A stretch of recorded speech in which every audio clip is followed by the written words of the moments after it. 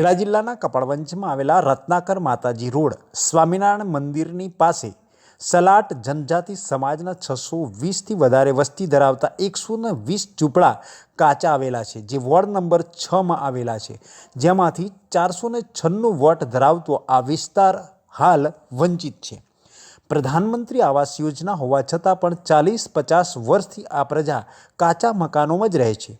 આજ દિન સુધી પ્રધાનમંત્રી આવાસ યોજનાનો એક પણ લાભ આ કાચા મકાનમાં રહેતા લોકોને અને લાભાર્થીઓને મળ્યો નથી। આ રહેવાસીઓ મકાન સર્વે નંબર 344 અને 239 પૈકીમાં આવેલા 46 જેટલા રહેણાંક મકાન અગાઉ 2013માં સર કરવામાં આવ્યા હતા, જેને નિયમિતતા આપવા માટે નગર સેવા સદન દ્વારા 2013માં ઠરાવ પણ પસાર કર્યો હોવા છતાં રાજકીય દબાણના કારણે મામલતદાર શ્રી કપડવંજનાઓ તરફથી 2022માં નોટિસ બજાવી દબાણ હટાવવા હુકમ કર્યો હતો, જેનો રહેવાસીઓ દ્વારા વિરોધ કર્યો હતો, જેનો જવાબ પણ કરવામાં આવ્યો હોવા છતાં 2024માં ફરી તે હુકમ રિપીટ કરવામાં આવી રહ્યો હોવાનું જણાવી રહ્યા છે। સ્થાનિક કક્ષાએ કપડવંજ ન્યાય મંદિર ખાતે ન્યાયની હિતમાં અરજી કરી કેસનો નિકાલ ન આવે ત્યાં સુધી મનાઈ હુકમ પણ માગવામાં આવ્યો હોવાનું તેઓએ જણાવ્યું છે। સદર મકાનો છેલ્લા 50 વર્ષથી નિયમિતતાથી સરકાર સમક્ષ અરજી કરતા હોવા છતાં પણ કલેક્ટરશ્રીના હુકમ હોવા છતાં પણ મકાનો માટે ન્યાય મળવા તૈયાર થયેલ નથી તેવું લોકો જણાવી રહ્યા છે। વોર્ડ નંબર 6 વિસ્તારના રહીશો નગરપાલિકામાં વેરો, ટેક્સ, ગટરના પાણીના વેરો, લાઇટ કનેક્શન પણ ધરાવતા હોવા છતાં પણ લોકોને રાજકારણીઓ આ મકાન દબાણ હટાવવા માટે હડતાલ પર ઉતરી રહ્યા છે, જે જમીનના માલિકો પણ નથી અને એ હડતાલ પર હાલમાં જોવા મળી રહ્યા છે તેવું લોકો જણાવી રહ્યા છે। રહેઠાણ રહીશો 120 ઝૂંપડપટ્ટીમાં રહેતા મકાનના લોકો સલાટ જનજાતિ ધરાવતી સમાજના છે અને તેઓ મકાન માટે હાલ હડતાલ પર ઉતરી રહ્યા છે। જોવાનું એ રહ્યું કે પ્રધાનમંત્રી આવાસ યોજના હેઠળ આ પ્રજાને પ્રધાનમંત્રી આવાસ યોજનાના મકાન મળશે કે ન્યાય મળશે તે પણ એક સવાલ છે। 40થી 50 વર્ષથી આ પ્રજાતિ અને જાતિના લોકો આ વિસ્તારમાં મકાનો સાથે કાચા મકાનમાં રહે છે। રાજકારણીઓના હાથા બનતા હોય છે અને રાજકારણીઓના હાથમાં ફેસલો થશે કે રહીશોના હિતમાં ફેસલો થશે તે પણ પ્રશ્ન ટોક ઓફ ધ ટાઉન બન્યો છે। આમ કપડવંજ નગરમાં આવેલા પ્રધાનમંત્રી આવાસ યોજના અંતર્ગત લાભો ન મળેલ અને કાચા જ મકાનમાં રહેતા 120 ઝૂંપડાના માલિકો દ્વારા આ અંગે રજૂઆત કરવામાં આવી છે। સરકારની વિવિધ યોજનાઓ છતાં મકાન વિહોણા લોકો આંદોલનના માર્ગે આવ્યા છે અને ગાંધી બાવલા પાસે આંદોલન કરવાની શરૂઆત કરવામાં આવી છે। ખેડા જિલ્લાના કપડવંજ તાલુકામાં આવેલા કાચા મકાનના લોકોને પાકું મકાન નથી મળ્યું। છેલ્લા 2013થી લઈને 2024 સુધી રજૂઆત હોવા છતાં પણ તેઓને પ્રધાનમંત્રી આવાસ યોજના કે અન્ય કોઈ લાભ ન મળતા લોકો ઉપવાસ પર બેઠા હોવાની માહિતી પ્રાપ્ત થઈ છે। ત્યારે ખેડા જિલ્લાના કપડવંજમાં લોકો ઉપવાસ પર ઉતરી રહ્યા છે મકાન ન મળવાના કારણે।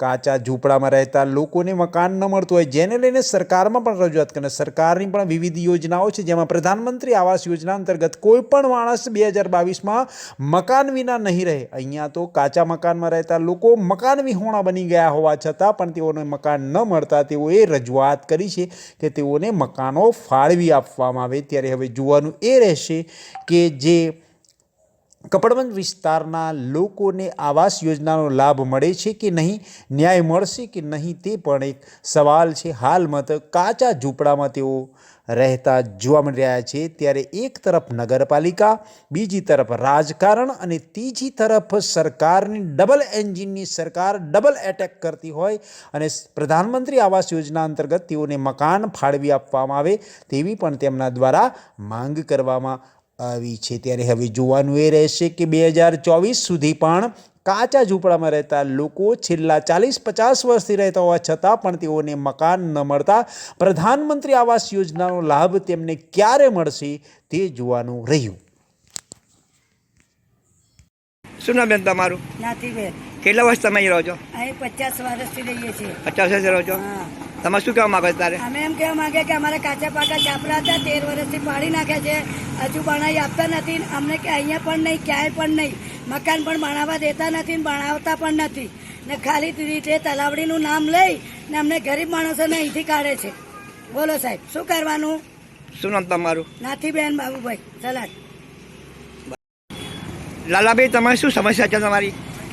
અમારે સાહેબ એવું છે કે કપડોમાં નાની રત્નાકર માતા રોડ પર અમે રેવન્યુ નંબર 344-239માં સન 1979ની સાલથી અમે વસાવટ કરીએ છીએ. નગરપાલિકા થਰੂ અમને વેરા પહોંચ, લાઇટ બિલ કનેક્શનો બધા આપેલા છે. હાલમાં અત્યારે પણ અમારી પ્રોસેસ કોર્ટમાં ચાલુ જ છે. અને જે તે અમારા વોર્ડના 6 નંબરના જે મનુભાઈ, રામાભાઈ, પછી એમના ભત્રીજા અમારા છાપરાનું દબાણ હટાવવા માટેની રજૂઆતો કરી અને ભૂખ અનશન પર બેઠેલા છે.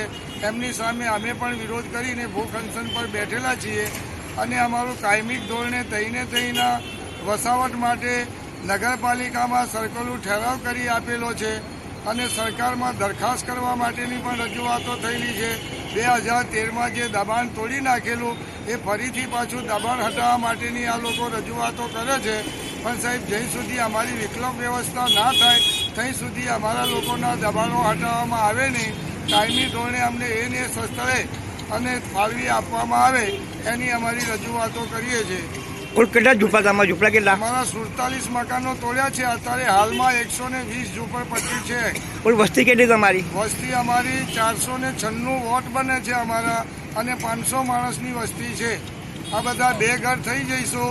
અને અમારી સરકાર સામે દરખાસ્ત છે કે ભાઈ મનુભાઈ, રામાભાઈની કોઈ માલિકીની જગ્યા છે નહીં, છે સરકારી જગ્યા. અને સરકારી જગ્યામાં વર્ષોથી અમે લોકો વસાવટ કરીએ છીએ અને એમને કોઈ અમે કનડકૂપ થતા નથી. કોઈ સોસાયટીઓવાળાને પણ કનડકૂપ થતા નથી. અને હાલમાં અમારા પરિવાર સાથે અમારું ગુજરાન કરીએ છીએ.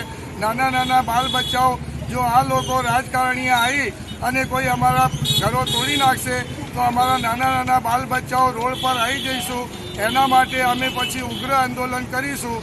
અને એના માટે જવાબદારી કોઈ અભણ માણસો છે, કોઈ પોતાનું આત્માવિલોપન કરશે કે કોઈ અધિકારીઓની સામે કંઈ મારામારી થશે તો એની બી પણ જવાબદારી આ જે આંદોલન કરી રહ્યા છે એમની રહેશે અને સરકારની પણ રહેશે અને જે તે અધિકારીઓની પણ આ જવાબદારી રહેશે. એમાં અમે રજૂઆત અહીંયા પ્રાંત અધિકારી સાહેબમાં કરી છે, તેમજ પછી મામલતદાર સાહેબમાં પણ રજૂઆત કરી છે, પોલીસ સ્ટેશનમાં પણ રજૂઆત કરી છે, નગરપાલિકામાં પણ અમે લોકોએ રજૂઆત કરી છે. અને આ ભૂખ અનશન પર અમે બેઠેલ છીએ.